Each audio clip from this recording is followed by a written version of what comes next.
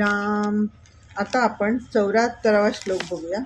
बहुतापरी संकटे साधनाची, व्रते दान उद्यापने ते धनाची।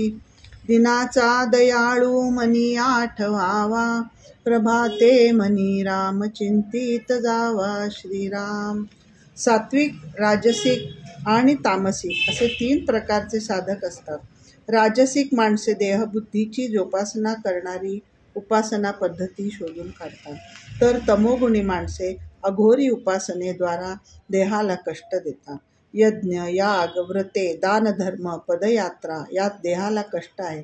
विषयी माणसाला तंत्र मार्गाच्या साधनेचे आकर्षण असते। नाना प्रकारची व्रते, उद्यापने, अनुष्ठाने यांनी चित्तशुद्धीचा काही उपाय करावा म्हटले तर तेही कामी येत नाही।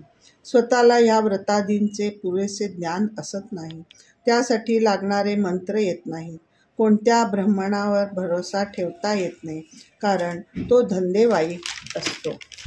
या व्रतदानाकरिता वापरलेला पैसाही न्यायमार्गाने मिळालेला नसतो।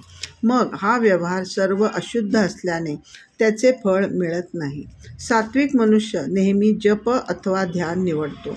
भगवंत हा दीनांवर दया करणारा आहे, त्याचे चिंतन करण्यात अंतर्मुखता आहे आणि नामसाधना ही उपाधिरहित आहे, म्हणून समर्थ भगवत चिंतनावर भर देतात। भगवान दयाळू आहे, त्याच्या अंतःकरणात क्षमा राहते। साधकाने इतर अवघड साधनांच्या नादी न लागता मनाने पूर्ण शरणागतीने नामस्मरण करावे। जय जय रघुवीर समर्थ।